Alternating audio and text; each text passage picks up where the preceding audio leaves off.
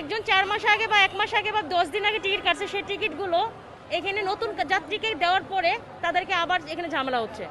এত ভাড়া বেশি নিচ্ছে টিকিট থাকা সত্ত্বেও, পুরনো যাত্রীকে ক্যান্সেল করে নতুন যাত্রী টাকা বেশি দেবে, এই জন্য তাদেরকে দিচ্ছে। ভিতরে বাসের যে অবস্থা, প্রত্যেকটা যাত্রী হয়রানি। আবদুল্লাপুর টিকিট কাউন্টারে এতটাই সিন্ডিকেট, এখানে থাকি তো আমরা অলওয়েজ জানি এই বিষয়গুলো। এখানে আরও আদার যারা আছে, এখানে ভোগান্তি শেষ নাই।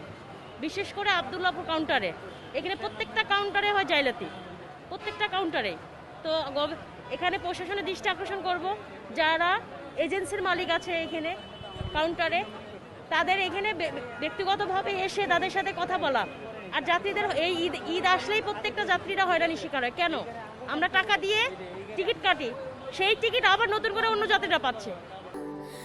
স্যান্ডেলিনা সো, রূপচর্চায় আভিজাত্য। এটা এক ধরনের হচ্ছে সিন্ডিকেট।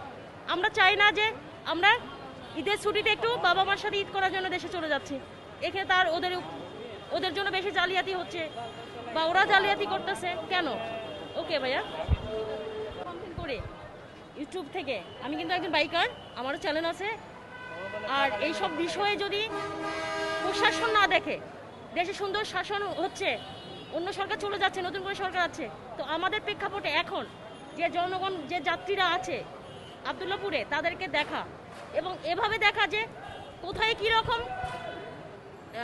কীরকম টাকা নিচ্ছে বা কোন কাউন্টারে, বা এখানে যাদের রেজিস্টার আছে তারা কত টাকা করে নিচ্ছে, তাদেরকে একটু দেখা দেবো। প্রত্যেকটা যাত্রী হয়রানি, এটা শুধু আমার কথা না, আদার্স আরও যারা আছে তাদের সাথে কথা বলবো।